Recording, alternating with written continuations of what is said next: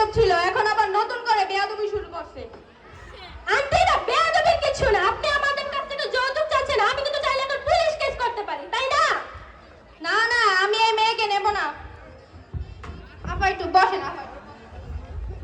এই তুমি চুপ করো, তুমি এসব কি বলছো? তুমি চুপ করো, এসব কি বলছো তুমি? আমি এই মেয়েকে নেব না। এই মেয়েকে আমার পছন্দ হয়েছে, আমি এই মেয়েকে নিব আমার ছেলের জন্য। না, এই মেয়েকে নেব না। আমি এই মেয়েকে নিব, তুমি চুপ করো।